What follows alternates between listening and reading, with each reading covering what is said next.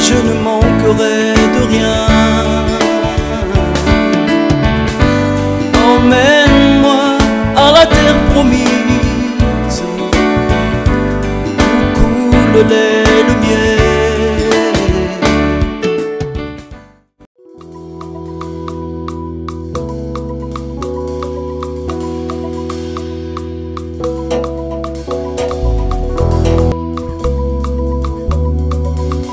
Alléluia. Nous rendons grâce à Dieu pour sa lumière.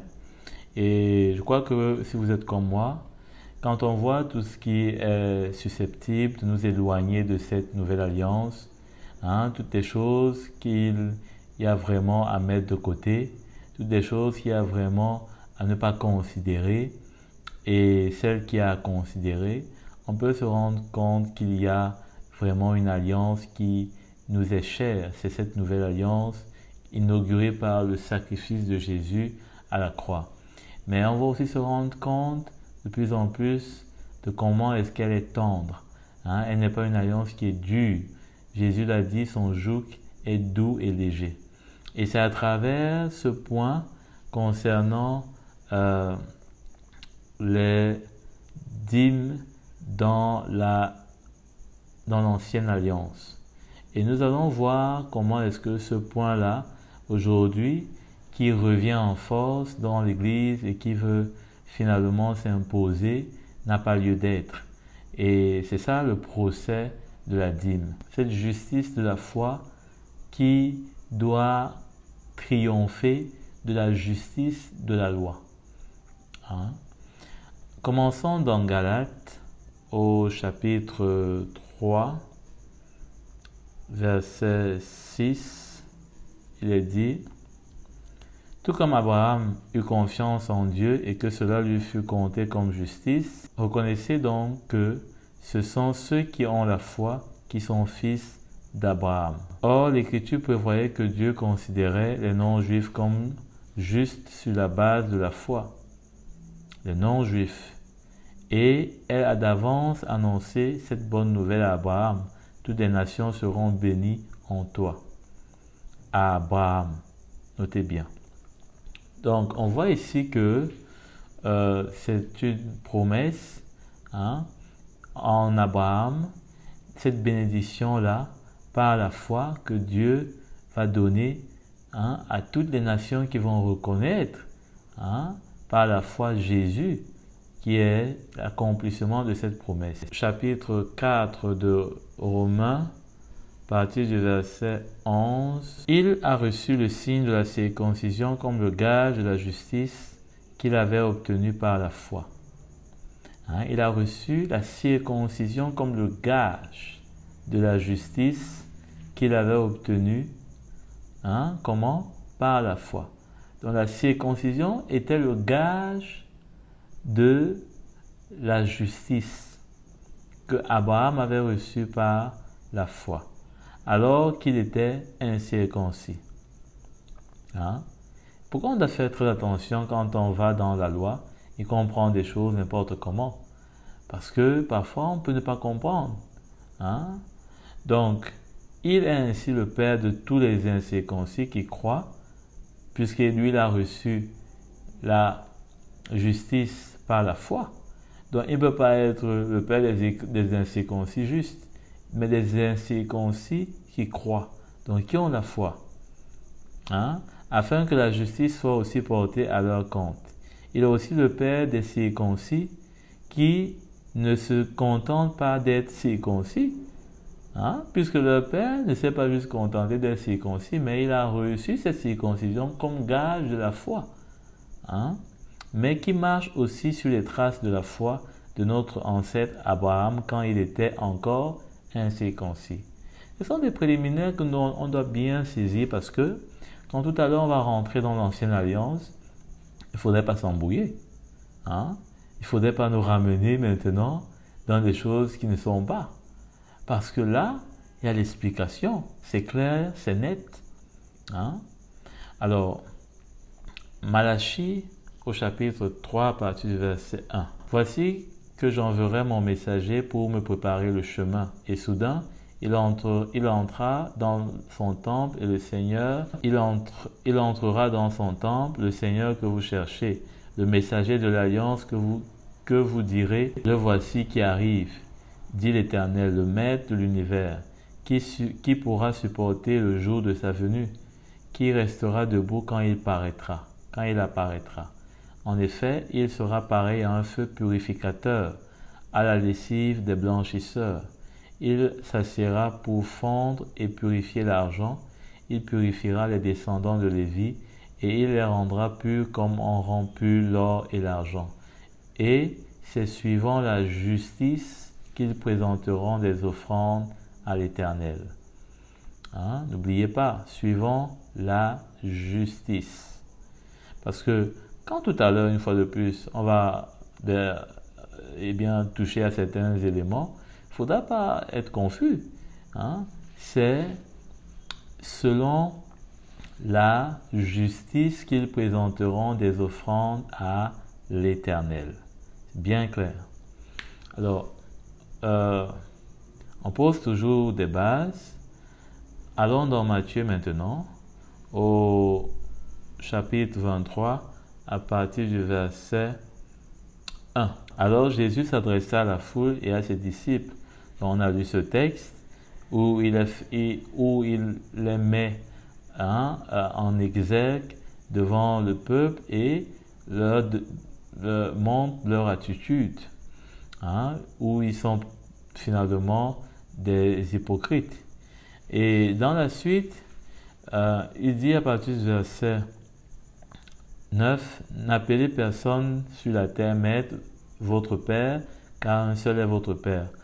À partir du verset 12, il dit, celui qui s'élève sera abaissé et celui qui s'abaissera sera élevé. Donc il parle toujours dans la suite de ces pharisiens pour montrer leur attitude et comment la nôtre doit être différente. Malheur, verset 13, à vous spécialistes de la loi. Une fois de plus, il montre qu'il est toujours en train de les remettre à leur place et nous montrer finalement le bon chemin. Hypocrite donc, finalement il a donné le mot, parce que vous fermez aux hommes l'accès au royaume des cieux, vous n'y entrerez pas vous-même et vous ne laissez pas entrer ceux qui le voudraient. Malheur à vous, spécialistes de la loi et pharisiens, hypocrites, parce que vous dépouillez les veuves de leurs biens tout en faisant pour l'apparence de longues prières. À cause de cela, vous serez jugés plus sévèrement. Malheur à vous, spécialistes de la loi et pharisiens, hypocrites, parce que vous parcourez la mer et la terre pour faire un converti, et quand il est devenu, vous en faites un fils de l'enfer, 2 fois pire que vous. Dans d'autres versions, c'est dit un prosélyte. Malheur à vous, verset 16, conducteur aveugle, vous dites, si quelqu'un jure par le temple, cela ne compte pas, mais si quelqu'un jure par l'or du temple, il est engagé. Espèce de fou aveugle, lequel est le plus grand, l'or ou le temple qui consacre l'or? Vous dites encore, si quelqu'un jure par l'autel, cela ne compte pas, mais si quelqu'un jure par l'offrande qui est sur l'autel, il est engagé. Donc Jésus montrait bien que ces pharisiens étaient vraiment aveugles. Alors à partir du verset 23, ce qui nous intéresse, il dit, malheur à vous spécialistes de la loi et pharisiens, hypocrites, parce que vous versez la dîme de la menthe, de la nette et du cumin, et que vous laissez ce qui est plus important dans la loi, la justice, la bonté et la fidélité. C'est ce qu'on a lu dans Malachie, qu'il fallait donner d'après la justice. Donc, Jésus leur parle ici de la dîme. La dîme parlait de ce qu'on devait prélever, à savoir le 1/10 sur ce qui était, indexable. Et ici, il mentionne la dîme de la menthe, de la nette et du cumin. Alors ça, c'était une dîme qui pouvait être dans le cadre des récoltes du champ, parce que ce sont des espèces végétales. Hein? Et donc, ici, Jésus prend simplement l'exemple d'une catégorie de dîmes. Il ne mentionne même pas la dîme du petit et du gros bétail. Hein? Mais ici, il mentionne juste une spécificité par rapport à la dîme sur les champs. Hein?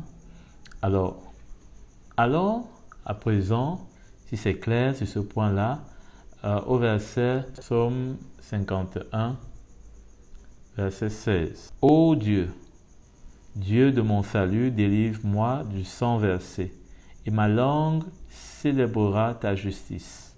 Seigneur, ouvre mes lèvres, et ma bouche proclamera ta louange. Si tu avais voulu des sacrifices, je t'en aurais offert, mais tu ne prends pas plaisir aux holocaustes. Les sacrifices agréables à Dieu, c'est un esprit brisé. Ô Dieu, tu ne dédaignes pas un cœur brisé et humilié. Dans ta grâce, fais du bien à Sion, construis les murs de Jérusalem. Alors tu prendras plaisir au sacrifice de justice, une fois de plus, au sacrifice de justice. Donc, on doit bien comprendre que l'intérêt du Seigneur, c'était d'apprendre aux Juifs la justice. Hein? Les sacrifices de justice.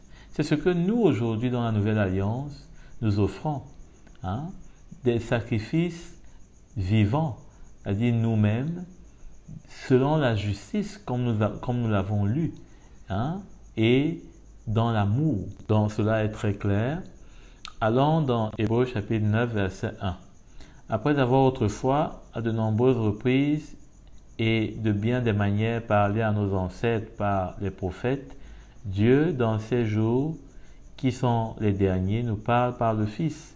Il a établi héritier de toutes choses, et c'est par lui aussi qu'il a créé l'univers. Le Fils est le reflet de sa gloire et l'expression de sa personne. Il soutient tout par sa parole puissante. Après avoir accompli au travers de lui-même la purification de nos péchés, il s'est assis à la droite de la majesté divine dans les lieux très hauts. Il est ainsi devenu d'autant supérieur aux anges qu'il a hérité d'un nom bien plus remarquable encore que le leur. Hein? Donc, on voit une fois de plus ici comment est-ce que l'auteur des Hébreux montre comment le ministère de Christ est supérieur à celui des anges. Et encore mieux, même davantage, des Lévites.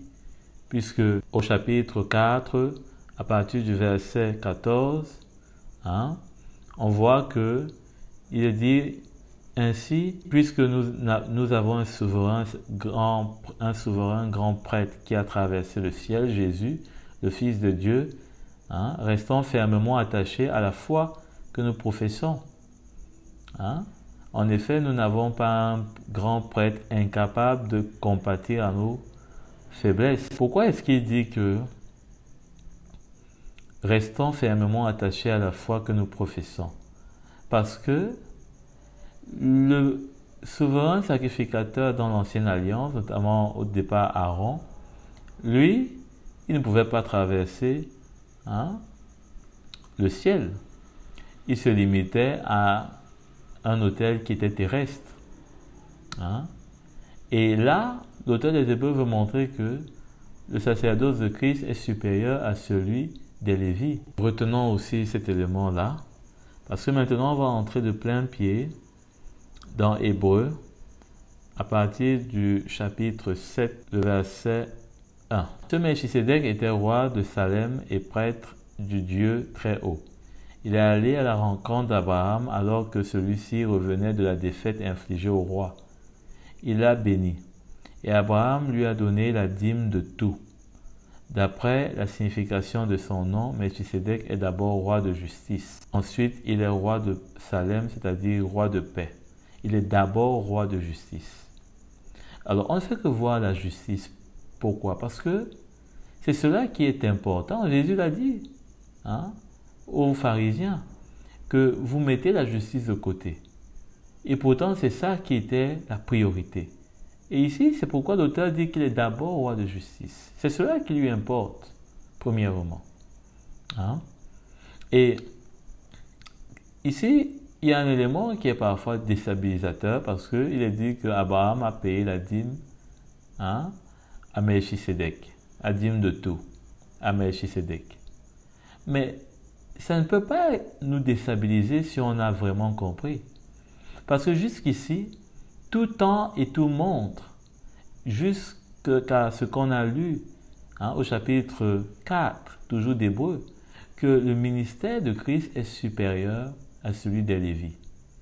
Et donc on ne peut pas rentrer dans le sacerdoce inférieur pour appliquer ce qui était inférieur au sacerdoce dans lequel nous sommes aujourd'hui, à l'alliance dans laquelle nous sommes aujourd'hui, à savoir le sacerdoce de Melchisédek qui est exercé par Christ. Donc, comment est-ce qu'on peut retourner à ce qui est dépassé? C'est comme quelqu'un qui est en 2022 et il veut vivre avec des choses de 1950. Comment est-ce possible? Voyons donc en détail cette petite phrase qui donne souvent des confusions à certains. Dans Genèse, au chapitre 14, verset 15, nous allons lire quelque chose d'intéressant. Dès qu'Abraham apprit que son neveu avait été fait prisonnier, il arma 318 de ses plus braves serviteurs, nés chez lui, et il poursuivit les rois jusqu'à Dan. Il divisa sa troupe pour les attaquer de nuit avec ses serviteurs. Il les battit et les poursuivit jusqu'à Shoba, qui est au nord de Damas. Il ramena toutes les richesses. Il ramena même son neveu Lot avec ses biens, ainsi que les femmes et le peuple. Verset 17. Il est bien parlé d'Abraham. Lorsque Abraham revint de sa victoire à Kedorlaomer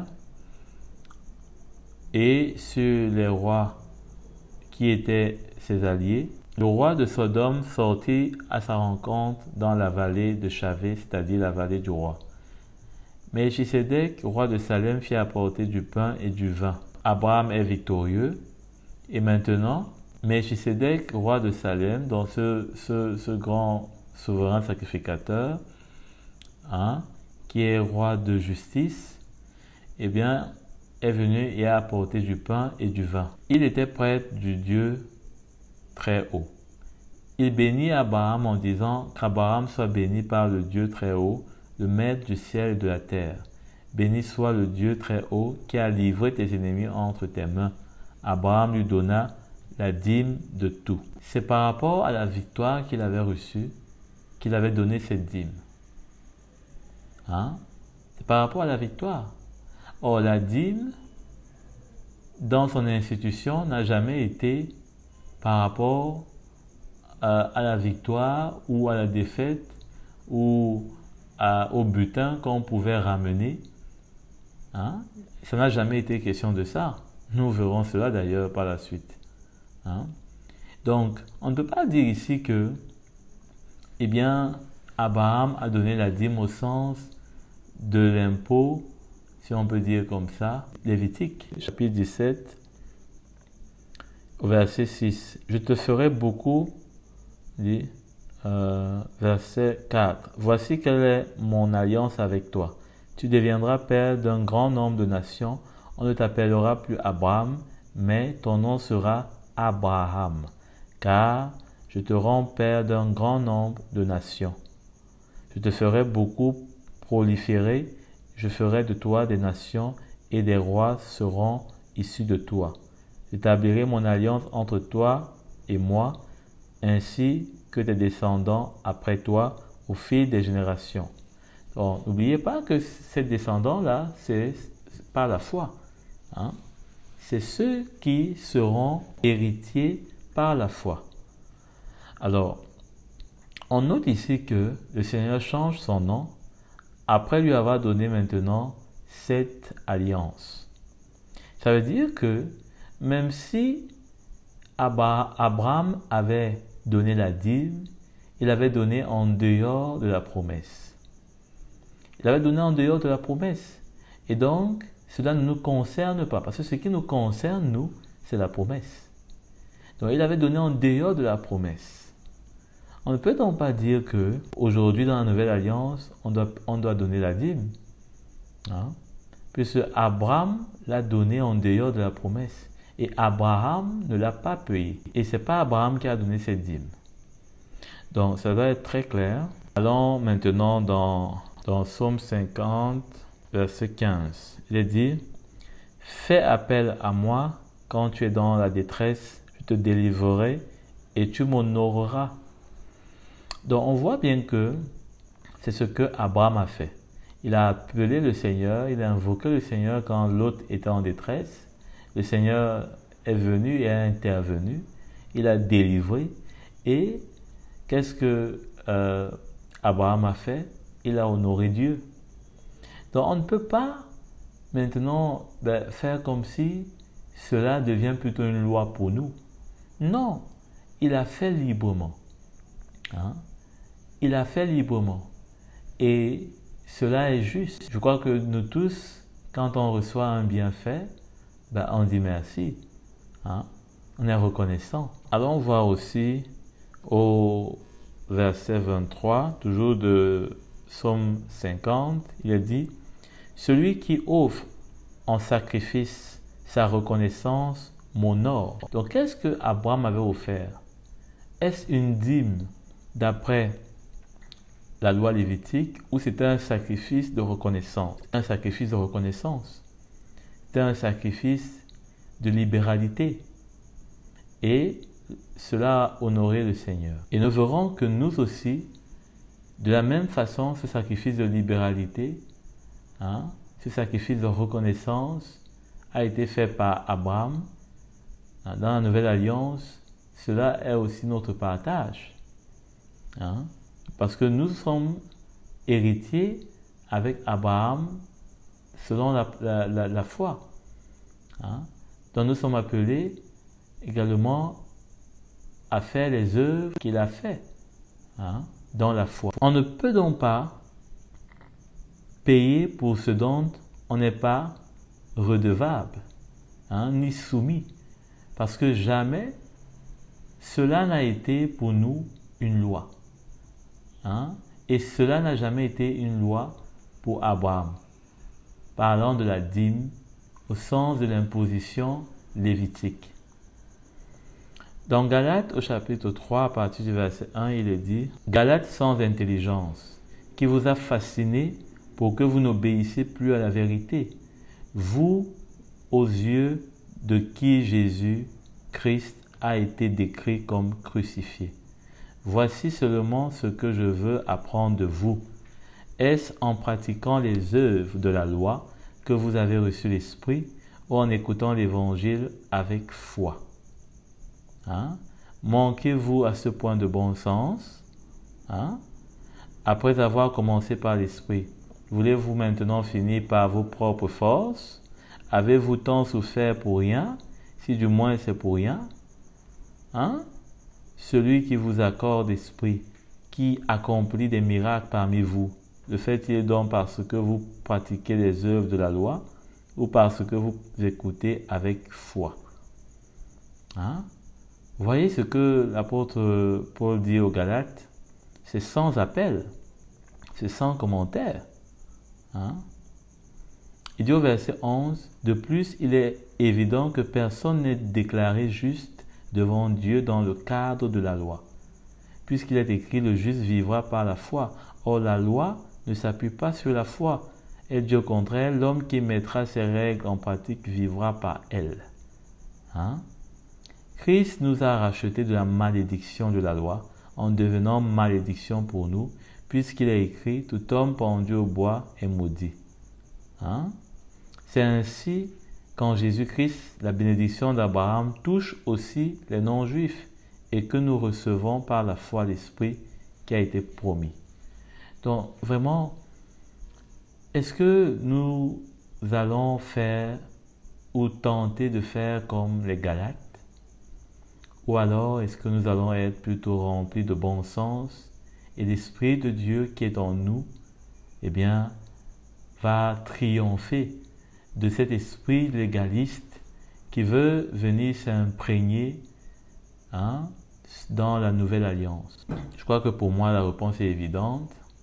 Et je crois aussi que si nous savons et que nous avons goûté que la nouvelle alliance est tendre et chère à nos yeux, parce qu'elle défend, n'est-ce pas, nos intérêts, à savoir de nous garder dans la bénédiction d'Abraham par la foi, non par nos propres forces, parce que nous ne pouvons rien faire par nos propres forces, mais par son esprit. Nous sommes vraiment privilégiés dans cette nouvelle alliance.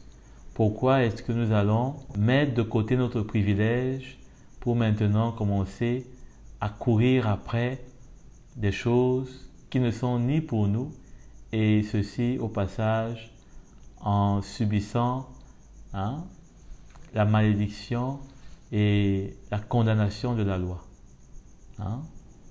Là, c'est vraiment manquer de bon sens, comme l'apôtre Paul demande aux Galates, c'est manquer de bon sens. On ne peut pas laisser le chemin qui est, entre guillemets, facile pour commencer à courir après le chemin qui est difficile. Deutéronome au chapitre 27, le verset 9. Il est écrit « Moïse et les prêtres, les Lévites dirent à l'ensemble d'Israël, « Israël, sois attentif et écoute aujourd'hui. » Notez bien, « Tu es devenu le peuple de l'Éternel, ton Dieu. Tu obéiras à l'Éternel, ton Dieu, et tu mettras en pratique ses commandements et ses prescriptions que je te donne aujourd'hui. » Il dit bien « tu es ». Il ne dit pas « vous », il ne dit pas comme si c'est plusieurs personnes, il dit « tu ». C'est au singulier. Donc c'est à ce peuple. Il ne faut donc pas qu'on puisse se mettre avec, comme si on était parti à cette alliance.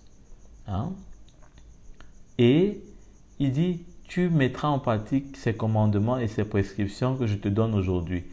Qui nous a donné ces prescriptions que nous voyons dans les ordonnances lévitiques? Est-ce que c'est Jésus qui nous a dit un jour « je vous donne des prescriptions lévitiques, mettez-les en pratique » Au contraire, on voit Jésus qui dit à chaque fois « mais moi je vous dis », il vous a été dit « mais moi je vous dis ». Donc on ne peut pas commencer à vouloir obéir à des choses qu'on n'a pas reçues comme ordre. On n'a pas reçu, on n'a pas été enseigné des ordonnances comme le peuple juif depuis sa tendre enfance. Ils apprennent les lois, les ordonnances lévitiques. Mais nous, on n'a pas reçu ça. On a reçu, n'est-ce pas, l'évangile, le cœur du Seigneur au travers de Jésus, parce que le Père parle maintenant par le Fils, il parle plus par les prophètes de l'Ancienne Alliance, par les oracles, par les prêtres, non. Il parle maintenant par le Fils, au travers du Saint-Esprit. Donc on ne peut pas faire comme si nous sommes de deux alliances. Absolument pas. C'est ce que la parole de Dieu nous dit, notamment l'apôtre Paul. Nous n'étions pas partis aux alliances de Dieu. Allons voir à présent dans Éphésiens au chapitre 2, verset 15. Il est dit « Par sa mort, il a rendu sans effet la loi avec ses commandements. » Voyez et leurs règles. Afin de créer en lui-même un seul homme nouveau à partir des deux, établissant ainsi la paix. Donc, il n'a pas créé les deux, établissant maintenant la loi lévitique. Non, c'est la paix. Parce qu'il n'y a plus de condamnation, il n'y a plus de malédiction. Pourquoi? Parce que les ordonnances ont été, on va relire, il a rendu sans effet la loi avec ses commandements. Hein? Donc la loi avec ses commandements ont été crucifiés, ont été rendus sans effet. Pourquoi? Parce que maintenant, la place était ouverte pour l'obéissance par la foi, hein? À travers l'Esprit de Dieu, mais dans la foi. On va maintenant se rendre compte de certaines choses pour essayer de récapituler. Donc, Melchisédek n'est pas un Israélite, puisque la Bible nous dit qu'on ne connaît pas sa généalogie. Donc, par contre, les Israélites donnaient les dîmes aux Lévites, puisque c'était les Lévites qui devaient prélever cela. Hein, on ne va pas trop lire parce que ça va nous prendre du temps, mais on sait bien que ce sont les Lévites qui devaient prélever les dîmes. Hein, et encore que ça dépendait de quelle dîme. Hein. Un autre point aussi, c'est que, eh bien, nous avons vu que la dîme a été donnée par Abraham. Et nous avons bien compris que ce n'était pas la dîme au sens de l'imposition lévitique. Nous avons aussi dit que, eh bien, même si c'était le cas, c'est Abraham qui l'avait payé, mais pas Abraham.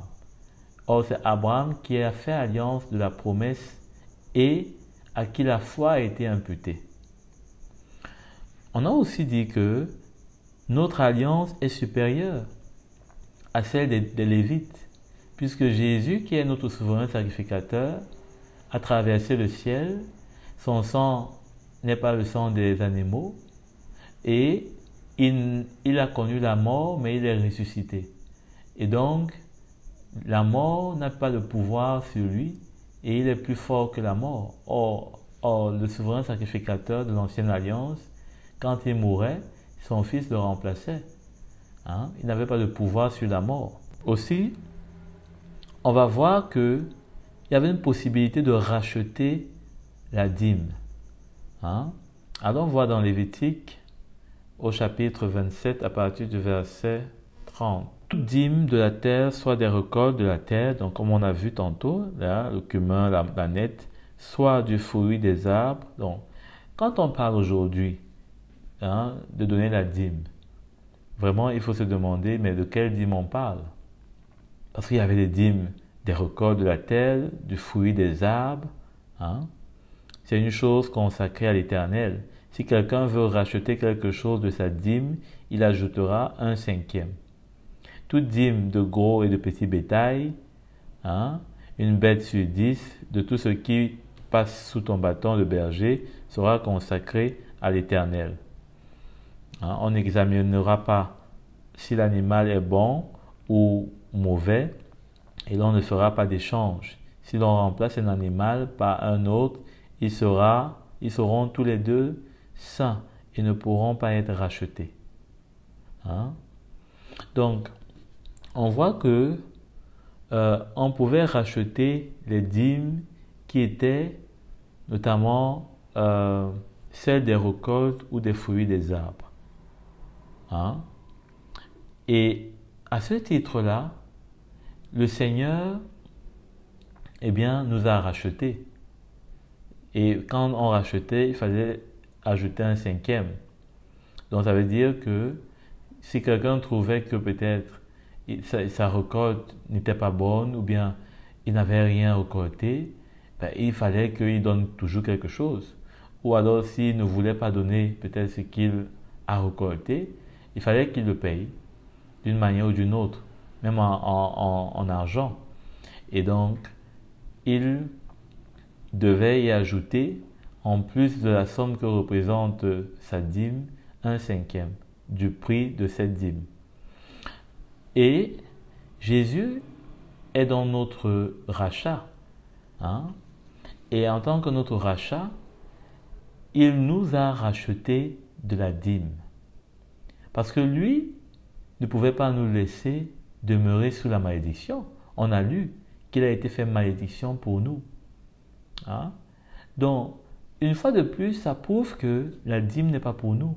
Parce que Jésus nous a rachetés de la malédiction de la loi. Et la dîme faisait partie de ces impositions. Hein? Alors, quand on voit le dernier bout où il n'était pas possible de racheter ce qui concernait le petit ou le gros bétail, eh bien, on va en reparler à la fin. Hein? Parce que aujourd'hui, il y a vraiment beaucoup d'amusement presque autour de la dîme, parce que simplement, on ne saisit pas l'enjeu. Alors, retournons donc dans notre récapitulatif. Nous voyons donc que la dîme, nous en avons été rachetés aussi, et la qualité même importait peu, notamment quand il s'agissait de la dîme sur le gros ou le petit bétail. Nous voyons que il est dit que même si l'animal était comment, il fallait simplement donner. Il ne fallait pas regarder, il ne fallait pas tenir compte de l'état de la dîme. Et par contre, nous dans la Nouvelle Alliance, le Seigneur ne veut pas tenir compte de la quantité, mais il veut tenir compte de la qualité. Quand il nous demande de donner avec joie, de donner librement, de donner de tout notre cœur, ça parle de la qualité de notre dîme. Donc, si dans la loi, on a lu, ce n'était pas important que l'animal soit, par exemple, chétif ou bien blessé, etc., ce qui était refusé dans d'autres offrandes, notamment dans l'Holocauste, le sacrifice d'Holocauste, il fallait absolument que la victime, donc ce qui est donné en sacrifice, n'est-ce pas, n'ait aucune imperfection. Or, ici, on voit que la dîme, eh bien, ce n'est pas le cas. Mais dans la Nouvelle Alliance, plutôt, par contre, il faut donner avec un état de cœur. C'est la qualité qui importe au Seigneur.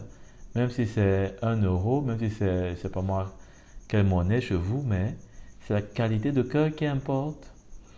Alors, on voit aussi dans Deutéronome d'ailleurs, au chapitre 19, verset 23, on peut lire Deutéronome 19, verset 23. Ézéchiel 20, verset 25.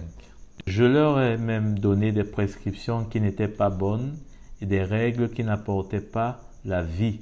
Je les ai rendus impurs à leurs offrandes, car ils ont fait passer par le feu tous leurs premiers-nés pour les plonger dans la consternation afin qu'ils reconnaissent que je suis l'Éternel. On voit bien que le Seigneur, eh bien, finalement, c'était la confusion qu'il apportait au milieu de ce peuple, avec ses prescriptions qui n'apportaient pas la vie, comme lui-même il dit. Mais dans la Nouvelle Alliance, nous avons la vie, et Jésus dit même la vie en abondance. Donc, comment ne pas chérir cette alliance et s'attacher à elle fermement et la défendre à tous les prix, parce que d'elle, nos vies et notre héritage sont liés. Il faut donc dire à présent que il n'y avait pas qu'une seule catégorie de dîmes. Je crois qu'on a déjà parlé de ça. Et donc, il faut signaler que dans la Nouvelle Alliance, quand on parle de la dîme, c'est vraiment intéressant de se demander de quelle dîme il s'agit.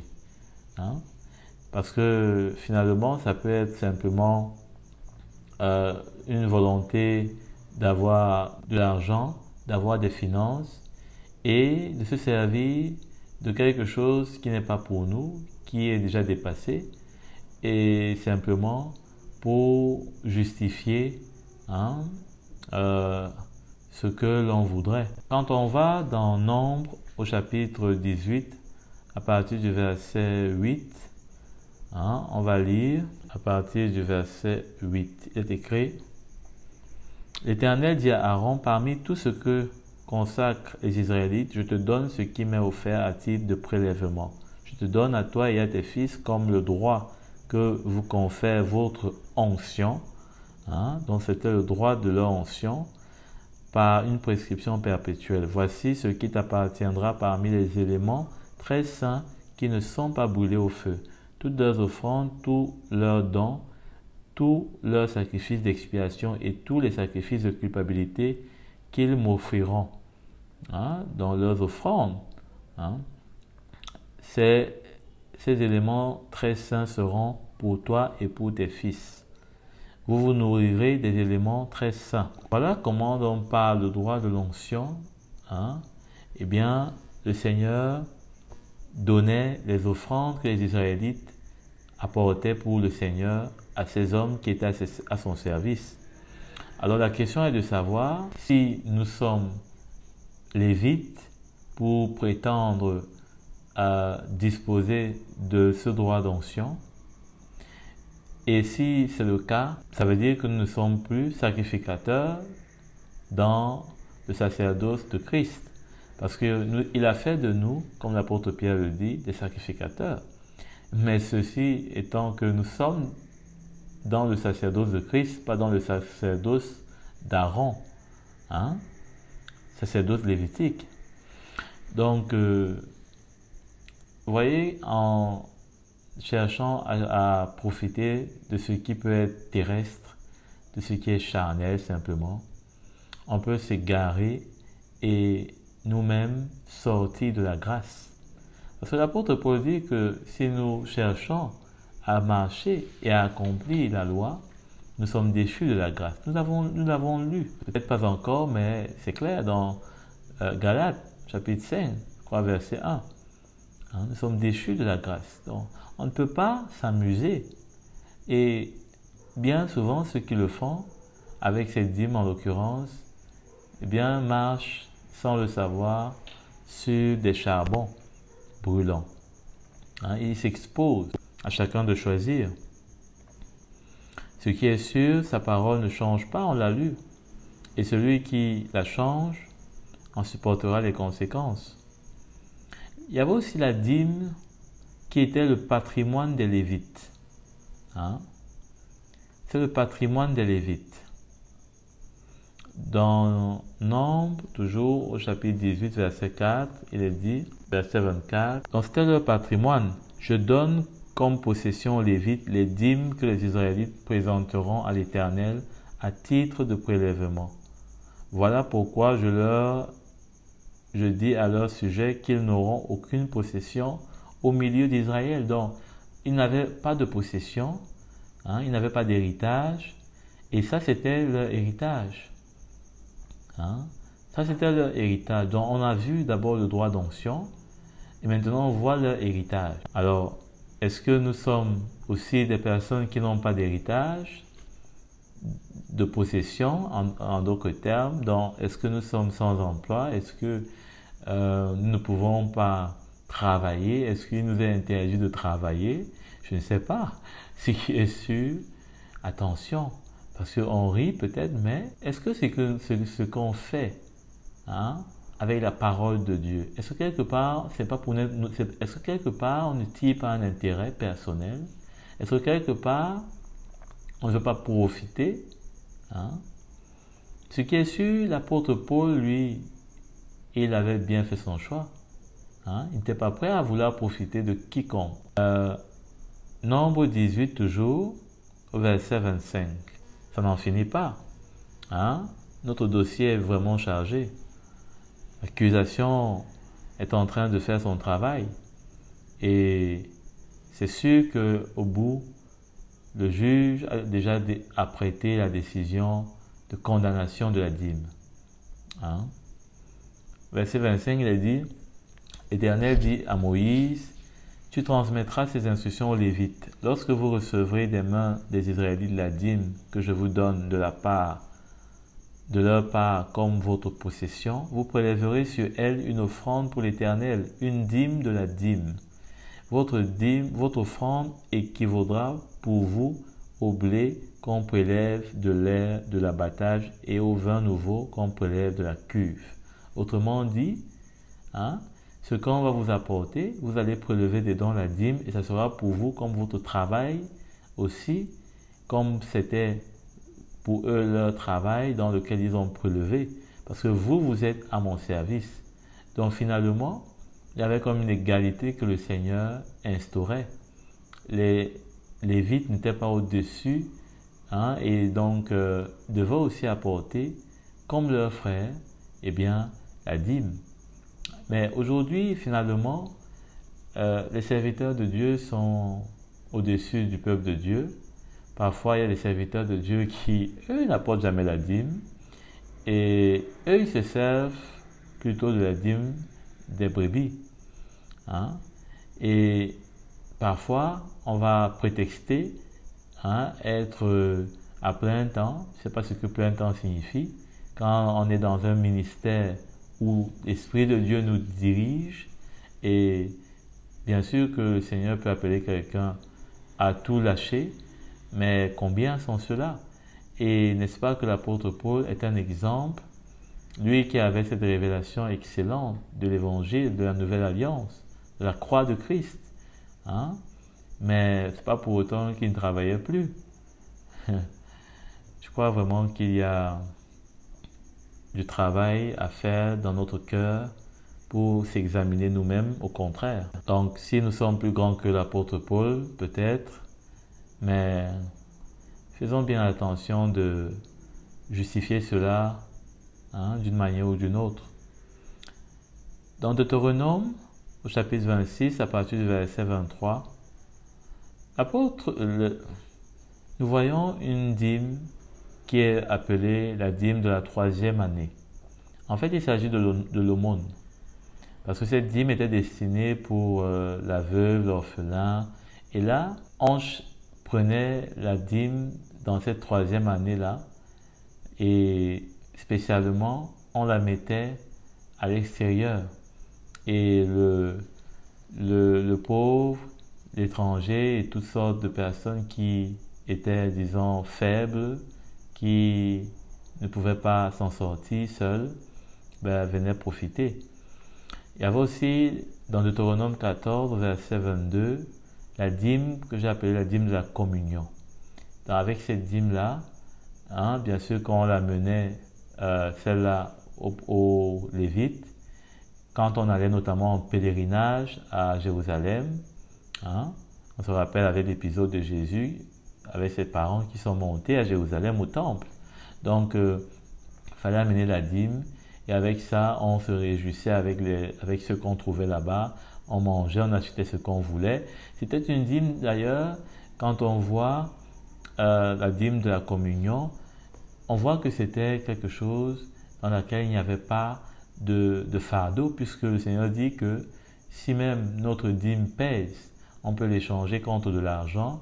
Et il montre par là que ce n'était pas de vouloir écraser des gens qui était important, mais le Seigneur voulait montrer encore une fois sa justice, hein, la communion et prendre soin des autres à travers notre travail. L'apôtre Paul est bien clair dans Éphésiens 4 que celui qui vole ne vole plus, mais qui travaille et prenne soin, hein, des frères dans l'église qui ont des besoins, etc. Donc, ça c'est bien l'esprit de l'évangile. Et combien aujourd'hui, sans avoir le cœur du Seigneur, on peut vraiment se fourvoyer, hein, et s'égarer. Dans Romains, au chapitre 4, à partir du verset 9, on va lire « Ce bonheur n'est-il pas pour les circoncis ou bien est-il également pour les incirconcis ?» En effet, nous disons que la foi d'Abraham lui a été comptée comme justice. Quand donc a-t-elle été portée à son compte? Était-ce après ou avant sa circoncision? Ce n'est pas après sa circoncision, mais bien alors qu'il était incirconcis. Il a reçu le signe de la circoncision comme le gage, hein, de la justice. Et pourquoi nous relisons encore ce texte? Parce que, eh bien, c'était le gage de la justice. Hein? Ce n'était pas simplement le fait que, comme il a été circoncis, c'est là qu'il est devenu juste, non? Mais c'était plutôt la preuve que c'est parce qu'il était juste qu'il a été circoncis. Alors, aujourd'hui, nous sommes dans la nouvelle alliance et nous avons reçu, hein, l'Esprit de Dieu. hein, qui est la preuve de notre adoption, hein, dans la promesse. Et par l'Esprit de Dieu, nous sommes dirigés et nous savons que le ministère du Saint-Esprit est de nous convaincre du péché, de justice et de jugement. Et donc, nous pouvons donner selon ce qu'il nous montre, selon ce qu'il nous témoigne, selon ce qu'il veut accomplir dans l'œuvre du Seigneur. Et aujourd'hui, ce n'est plus d'après une quantité que nous allons finalement donner, hein, d'après un pourcentage qui est d'ailleurs faible, parce que quelqu'un peut avoir de l'argent et donner ce pourcentage-là, hein, sans que cela ne puisse être quelque chose à ses yeux. Hein. Au contraire, si on donne 1% de 10 qu'on a, on ne fait que nous donner une bonne conscience. Hein. On ne va pas au-delà. On ne donne pas notre vie finalement. On donne simplement la poussière de nos pieds. Hein. Donc, on doit faire attention parce que dans la Nouvelle Alliance, ce n'est pas la poussière de nos pieds qu'on doit donner, mais c'est nous-mêmes. Et pour donner nous-mêmes, il faut qu'il y ait une mort qui intervienne. Hein, parce que sans cela, le vieil homme, c'est lui qui reste vivant et c'est lui qui devient finalement, nous rend malheureux. Parce qu'il y a plus de bonheur à donner qu'à recevoir, notamment pour l'Évangile. Alors dans Deutéronome, au chapitre 12, à partir du verset 6, c'est là que vous présenterez vos holocaustes, vos sacrifices, vos dîmes, vos prélèvements, vos offrandes faites en accomplissement d'un vœu, hein, vos offrandes volontaires et les premiers-nés de vos gros et de vos petits bétails. C'est là que vous mangerez devant l'Éternel votre Dieu et qu'avec vos mille et qu'avec vos familles, vous ferez servir à votre joie tous les biens par lesquels l'Éternel votre Dieu vous aura béni. Hein? Vous n'agirez donc pas comme nous le faisons maintenant, si chacun y fait ce qui lui semble bon, parce que vous n'êtes pas encore arrivé dans le lieu du repos et l'héritage que l'Éternel votre Dieu vous donne. Mais vous allez passer le Jourdain et vous habiterez dans le pays dont l'Éternel votre Dieu vous accordera la possession. Il vous donnera du repos après vous avoir délivré de tous vos ennemis. Donc, qu'est-ce que ici Moïse est en train de dire? Hein? Quand il parle, il dit vos dîmes, au verset 11, vos dîmes, vos prélèvements et tout ce que vous aurez choisi d'offrir à l'Éternel pour accomplir vos vœux. Il dit au verset 8, vous n'agirez pas comme nous le faisons maintenant. Hein? Cette phrase est très importante. Hein? Vous n'agirez pas comme nous le faisons maintenant. Chacun y fait ce qui lui semble bon, parce que vous n'êtes pas encore arrivé dans le lieu du repos et l'héritage que l'Éternel votre Dieu vous donne. Vous n'êtes pas encore arrivé. Or, nous sommes arrivés. Nous sommes arrivés en esprit. Hein? Parce que le Seigneur a déclaré une année de grâce. Hein? Et nous sommes entrés dans son repos, hein, par la foi. Donc, maintenant, on ne peut plus continuer à faire comme eux. Vous avez bien lu. Hein? On ne peut plus continuer à faire comme eux. On ne sera plus limité, hein, à faire, n'est-ce pas, comme eux. Ils donnaient 1%. Hein? Non, nous, on pourra faire comme on veut. C'est ce qu'il a dit. Hein? Nous pourrons faire comme on veut. Parce qu'effectivement, nous sommes arrivés dans le repos. Parce que lui, il parlait par rapport à la loi. Hein? Par rapport à la loi. Donc, étant entré dans le pays, la loi devait commencer à prendre effet. Et maintenant, chacun ne ferait plus comme il veut. Mais or, nous ne sommes pas sous la loi. Donc, nous, on peut faire encore ce qu'on veut. Mais dans l'esprit. Amen. Je ne sais pas si vous comprenez, j'espère. Et Ce que on fait dans l'esprit, par l'esprit, hein, est guidé par la générosité. La générosité. En grec, ça parle de koininokos. Alors, le mot koininokos est très important dans la Nouvelle Alliance, dans l'esprit de l'Évangile. Ça parle d'être prêt, une attitude qui est prêt, hein, à former la communion. Hein? On est prêt à former une communion. On est prêt à établir une communion avec des frères, avec des sœurs. Hein? Ça nous pousse à faire, hein, participer les autres à nos biens. C'est ça que ça veut dire. C'est-à-dire que c'est comme si on est prêt à inscrire les autres comme héritiers de nos biens. Hein? Et là, ça donne toute la différence. Hein? La générosité, finalement, devient pour nous l'ordre que le Seigneur nous donne. C'est pourquoi même l'apôtre Paul dit aux riches que, à travers Timothée, d'être généreux. Hein?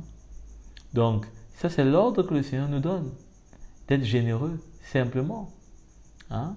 Il ne nous donne plus l'ordre, hein, comme les ordonnances lévitiques, hein, d'1%, l'ordre de la générosité. Hein? Et ceci dans la liberté. Hein? Dans la liberté, n'oubliez pas. Hein? Parce que nous ne sommes plus sous la loi. Hein? Et si nous sommes sous la foi, hein, ça veut dire que, eh bien, rien n'est plus imposé. Rien n'est plus imposé. C'est maintenant d'après la justice qui est témoignée dans notre cœur par l'Esprit de Dieu, hein, que nous marchons. 2 Corinthiens, au chapitre 8, à partir du verset 10. C'est un avis que je donne à ce sujet, et c'est ce qui vous convient, puisque dès l'année dernière, vous avez été les premiers non seulement à faire une collecte, mais aussi à la vouloir. Hein? Donc, l'apôtre Paul parle à ces Macédoniens, hein, dont l'apôtre Paul donne aux Corinthiens l'exemple des Macédoniens, et il les encourage à demeurer avec la même attitude, hein, à ne pas se relâcher. Hein. Et il parle, n'est-ce pas, comment c'est eux-mêmes qui ont été à l'initiative. Hein. Il n'y a pas eu de pression, il n'y a même pas eu sûrement une demande comme un fardeau sur eux. Hein. Mais ils ont ressenti cela dans leur cœur. Et l'apôtre Paul lui-même, on voit qu'il ne voulait mettre aucun fardeau sur eux. Il dit, c'est un avis que je donne à ce sujet. Hein, et c'est ce qui vous convient. Donc, c'est ce qu'il voyait en eux comme attitude. Et c'est pourquoi il a donné cet avis. Hein, ce n'est pas des personnes comme quoi, finalement, elles n'étaient pas intéressées, mais c'est lui qui voulait forcer. Non. Hein, il voyait leur disposition et donc, hein, il les encourage. Allons voir dans 1 Timothée au chapitre 6, verset 18. Ordonne-leur de faire le bien, d'être riches en belles œuvres et se montrer généreux, prêts à partager. Ils s'assureront ainsi en guise de trésor de bonnes fondations pour l'avenir, afin de saisir la vie éternelle. Donc on voit ici dans la Nouvelle Alliance que cette générosité, eh bien, ce n'est pas juste quelque chose qui est destiné à s'arrêter sur cette terre, hein? Peut-être pour qu'on ait une bonne réputation, je ne sais pas moi, pour qu'on soit bien vu, non. Mais elle vise à nous établir une fondation, hein, dans les demeures que le Seigneur construit pour chacun d'entre nous. Et hein, il est allé nous réserver une place. À présent, dans le chapitre 7, toujours d'Hébreux, et nous allons encore remarquer une autre chose. À partir du verset 9, il est dit, en outre, Lévi, qui perçoit la dîme, là pour ainsi dire, aussi payé par l'intermédiaire d'Abraham. Il était en effet encore dans les rangs de son ancêtre lorsque Melchisedec est allé à la rencontre d'Abraham. Donc, qu'est-ce que cela veut dire? Cela veut dire simplement que, comme nous avons vu, les Lévites devaient également payer ce qu'on appelait la dîme de la dîme. Donc, c'était la dîme qu'ils devaient également donner pour leur propre part à l'Éternel, tout comme le reste du peuple le faisait. Et donc, à ce titre-là, l'auteur des Hébreux dit que, eh bien, ils ont payé cette dîme étant dans les reins d'Abraham, lorsque celui-ci s'est retrouvé devant Melchisedec.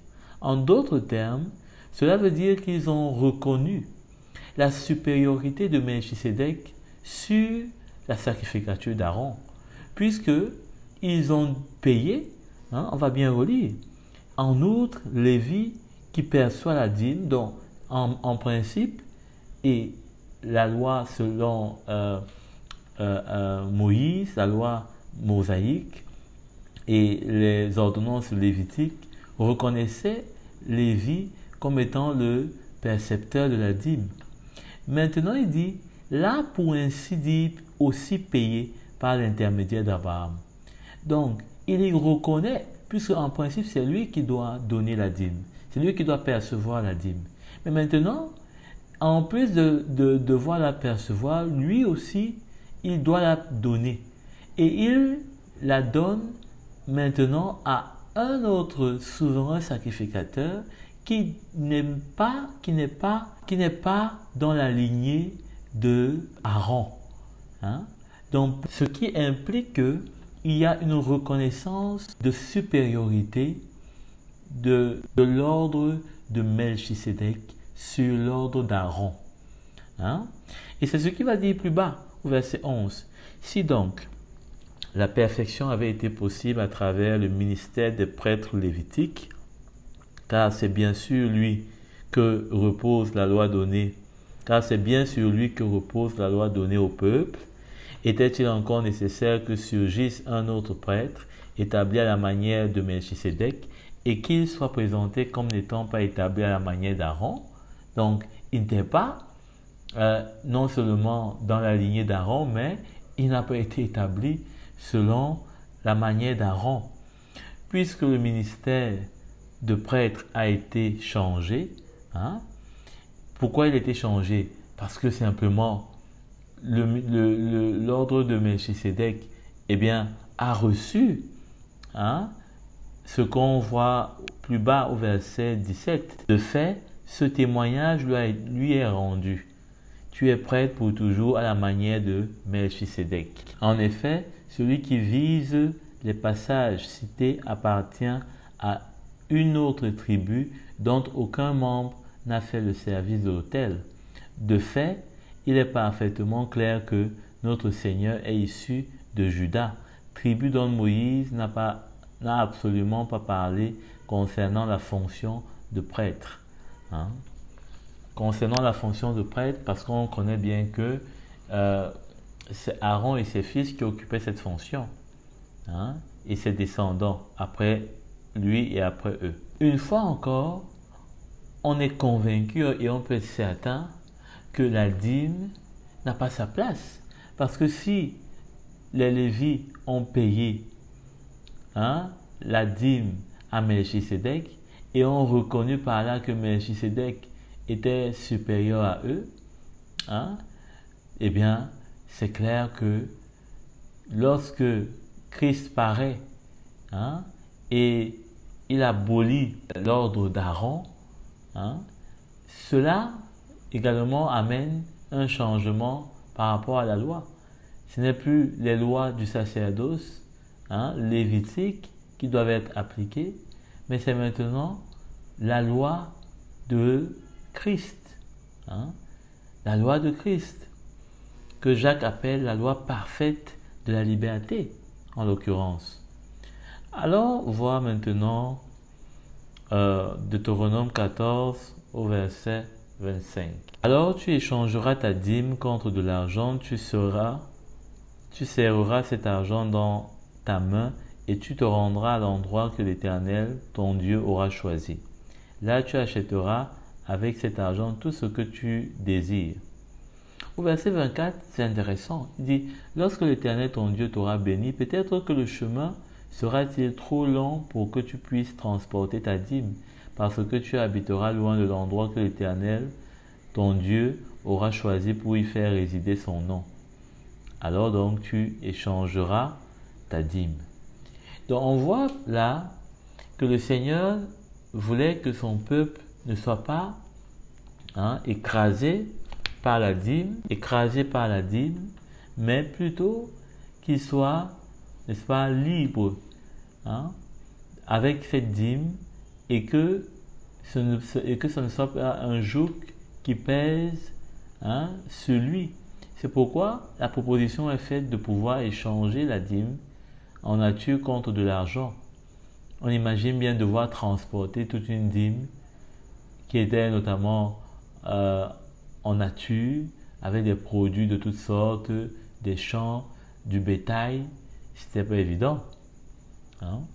Et aujourd'hui, par contre, on met des fardeaux avec la dîme. Bien sûr qu'on n'exige pas que ce soit que quelqu'un qui peut-être fait des champs, que lui il apporte son sac de macabo, non.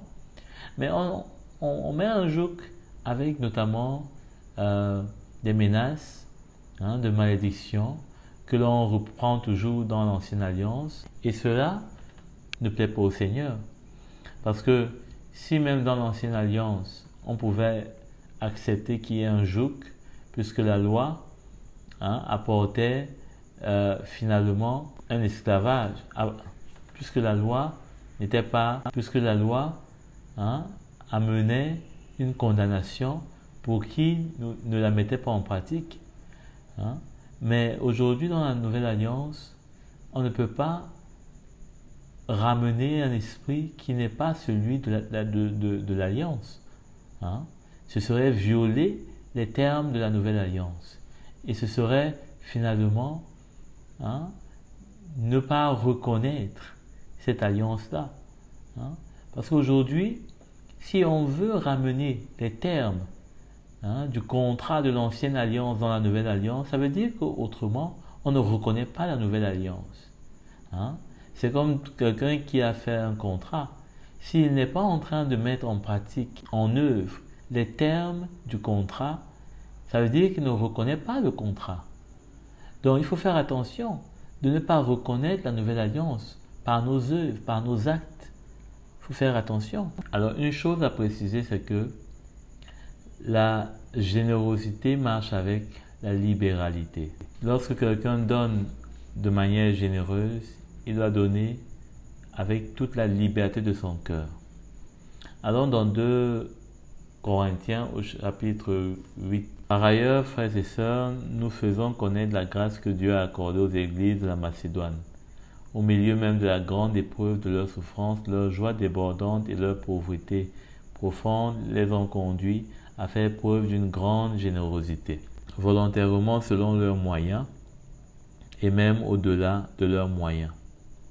Donc, on voit leur grande générosité et l'apôtre Paul précise que c'est volontairement selon leurs moyens et même au-delà de leurs moyens. Donc, personne n'est forcé à donner dans la maison du Seigneur. Personne n'est intimidé, ne doit être intimidé, ne doit être menacé, mais on doit donner volontairement. D'abord, tu parles de ce cœur généreux. Ensuite, volontairement. C'est-à-dire que c'est librement, c'est sans regret, c'est sans pincement. Peut-être que la seule chose qui peut nous donner un regret, c'est de ne pas faire plus que ce que nos moyens nous permettent. Mais quoi qu'il en soit, le Seigneur voit nos cœurs.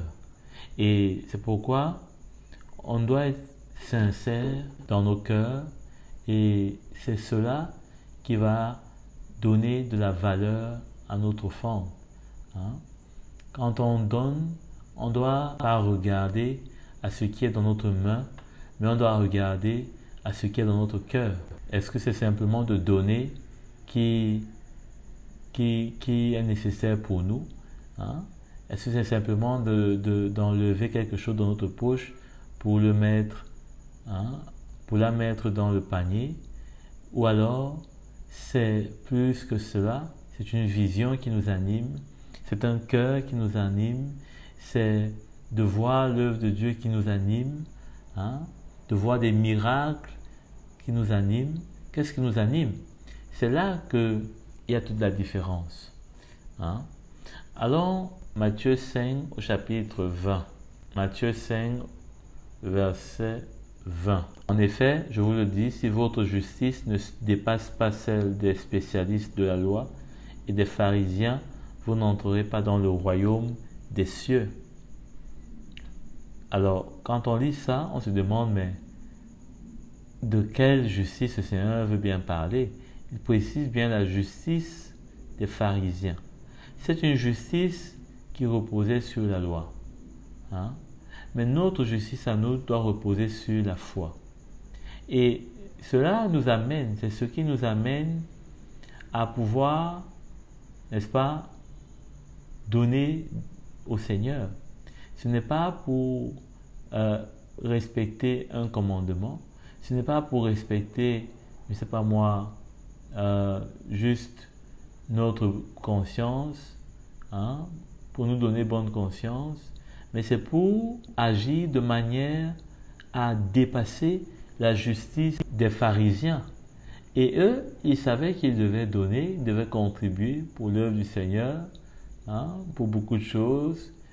Et nous, parfois, eh bien, on se dit, on est libre, hein, on peut ne pas donner, hein, on peut donner peut-être, je ne sais pas moi quoi. Quoi qu'il en soit, c'est vrai que nous sommes libres. Et l'apôtre Paul nous met en garde que celui, hein, qui parle de cette liberté-là, eh bien, fasse attention de l'utiliser selon la chair. Parce que la chair peut saisir l'occasion, hein, d'une liberté qui n'est pas selon l'esprit, qui n'est pas selon le cœur du Seigneur. Allons dans Matthieu 19, verset 21. Jésus lui dit, « Si tu veux être parfait, va vendre ce que tu possèdes, donne-le aux pauvres et tu auras un trésor dans le ciel, puis viens et suis-moi. » Alors ça ne veut pas dire aujourd'hui que maintenant il faut vendre tout ce qu'on a, il faut vider nos comptes bancaires, non. Mais ça veut dire que pour nous, l'argent doit devenir maintenant, hein, un serviteur. L'argent doit devenir maintenant pour nous un moyen et non un maître ou alors une finalité. Simplement. Parce que si on veut suivre Jésus, eh bien tout doit être secondaire. Il doit avoir la première place et son royaume. Allons dans Exode au chapitre 35, à partir du verset 5. « Élevez sur ce qui vous appartient une offrande pour l'Éternel. Toute personne dont le cœur est bien disposé apportera en offrande à l'Éternel de l'or, de l'argent et du bronze, des étoffes teintes en bleu, en pourpre, en cramoisi, du fin lin. » Alors, ce qui est intéressant ici, c'est que ça parle de l'offrande pour la fabrication du tabernacle, hein? Donc, c'était l'endroit où il devait venir se retrouver, hein, au milieu de la présence de Dieu, avec les Lévites qui devaient faire le sacerdoce. Et c'était donc pour eux une vraie bénédiction. Nous lisons comment est-ce qu'il est parlé de ces personnes dont le cœur était bien disposé. Au point où, dans le chapitre 36, à partir du verset 7, il est dit « Les objets préparés suffisaient pour tous les travaux à réaliser et il y en avait même trop. » Hein? Il y en avait même trop. Alors, ici, vraiment, quel extraordinaire passage, parce que c'est en plein milieu de la loi, hein? Mais on voit que le Seigneur avait touché des hommes et des femmes, hein, au milieu de cette loi, et ils avaient apporté des offrandes volontaires. Hein. Voilà ce que, à partir du verset 6 même, toujours de Exode 36, il est dit « Moïse fit faire cette proclamation dans le camp, que personne, homme ou femme, ne prépare plus d'offrande pour le sanctuaire. On empêcha ainsi le peuple d'en apporter. » Pourquoi? Parce qu'il y avait déjà trop. Et aujourd'hui, combien dans la Nouvelle Alliance, on doit plutôt multiplier des paroles pour inciter, pour exhorter, pour encourager le peuple de Dieu à apporter des offrandes volontaires, volontaires, librement, dans la maison du Seigneur. Alors que dans Exode, au milieu de cette parenthèse de la loi, eh bien, il y avait des hommes qui apportaient des offrandes volontaires tellement qu'on les interdisait de ne plus apporter. Et cela montre que dans l'Ancienne Alliance, c'était vraiment une exception. C'est pourquoi, d'ailleurs, quelque part, il fallait bien qu'ils cessent d'en apporter. C'était pas habituel pour la Nouvelle Alliance, pour l'Ancienne Alliance. Mais pour la Nouvelle Alliance, comment est-ce qu'on peut empêcher le peuple de Dieu de bénir la maison de Dieu, de bénir le royaume de Dieu? Donc, au lieu de nous priver de cette grâce-là, saisissons ce que le peuple juif, lui, n'avait pas saisi, puisqu'ils apportaient, mais ils ne voyaient pas vraiment toute la lumière et l'implication de cela. Et nous, au contraire, aujourd'hui, qui avons l'Esprit de Dieu, eh bien, combien on serait malheureux de ne pas voir ce que des aveugles ont vu. Amen. Alors, pour terminer, j'aimerais juste dire qu'aujourd'hui, dans les temps modernes, on essaye parfois, souvent, chercher des voies de contournement et on entend des choses se dire. Par exemple, de la dîme selon le cœur, de donner la dîme selon le cœur. Alors, comment est-ce qu'on peut donner la dîme selon notre cœur? C'est impossible. La dîme est une ordonnance, est une référence lévitique, donc du sacerdoce de l'Ancienne Alliance. Alors, on ne peut pas, c'est pas parce qu'on a mis le cœur que finalement, cela va donner à la dîme un caractère légitime dans la Nouvelle Alliance. C'est pas en faisant dîme et cœur qu'on va trouver quelque chose d'hybride et que cela a sa place dans la Nouvelle Alliance. Au contraire même, cela est encore plus ahurissant parce que le Seigneur n'a jamais rien voulu dans l'Ancienne Alliance même qui soit hybride. Alors il y a aussi le cas de celui qui peut-être est responsable et va finalement se dire, bon, celui qui veut donner la dîme, la donne. Celui qui ne veut pas, il est libre. C'est-à-dire, on ne tranche pas et on donne, on laisse surtout la responsabilité au peuple de Dieu de faire ce qu'il veut. Ça, c'est grave parce que ça montre qu'on n'est pas responsable. On n'est pas responsable dans l'Église. On ne prend pas eh bien, nos responsabilités de leader pour éclairer et pour montrer le chemin. On laisse les brebis faire leur propre chemin. Comment est-ce que dans une même assemblée, il y a des frères qui vont donner la dîme et ceux qui ne vont pas donner? Si même cette dîme a sa place, eh bien ça ferait qu'il y a certains qui seront bénis et certains qui ne seront pas bénis. Si la dîme est en lien avec la bénédiction, comme aujourd'hui on semble vouloir l'affirmer. Mais ça, c'est non plus acceptable parce que là, ça met deux niveaux dans l'Église. Il n'y a pas deux niveaux dans l'Église. On ne peut pas construire une maison avec deux niveaux. C'est-à-dire que les instruments là, pour vérifier comment est-ce que les murs sont placés dans le bon angle, dans le bon alignement, etc. On ne peut pas. Chacun avoir ses mesures et chacun fait un peu comme il pense, comme il veut. Donc, il faut faire attention. Ce sont des façons détournées de ne pas accepter la vérité et surtout de bien être confortable dans ses calculs. Parce que quand on a la dîme, aujourd'hui, c'est plus pour faciliter les opérations financières. Parce qu'avec la dîme, là, on est sûr. On compte, par exemple, qu'il y a 50 personnes et on se dit, bon, si les 50 personnes donnent le minimum, disons, 1000 francs, eh bien, ça veut dire qu'on peut avoir au moins, chaque mois, par exemple, 50 000.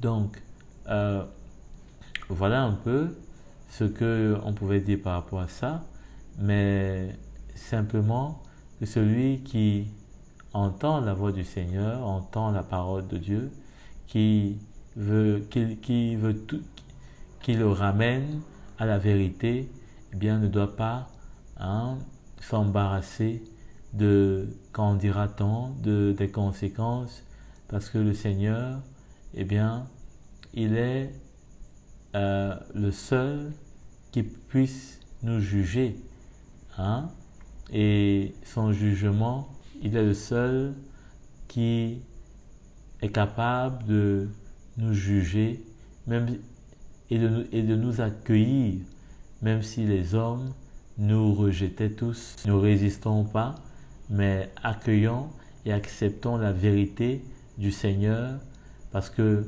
avec la vérité, le Seigneur, eh bien, peut faire de grandes choses. Amen. La vérité va libérer, la vérité va... Mais une chose est évidente, c'est qu'on ne peut pas être à la fois, en même temps dans la foi et en même temps dans la loi. On ne peut pas être dans la grâce et on ne peut pas adapter la nouvelle alliance, l'ancienne alliance à la nouvelle alliance. Cela s'appelle être en train de falsifier les termes de l'alliance. Et n'oubliez pas que Jésus, c'est avec son sang que cette alliance-là a été conclue. Donc, est-ce qu'on a envie de défier le sacrifice de Christ? C'est là la question. Si on veut défier le sacrifice de Christ, on n'a qu'à le dire. Mais il ne faut pas se cacher derrière des pratiques, parce que de toutes les façons, c'est ce qui transparaît. On se revoit donc pour la prochaine fois. Merci.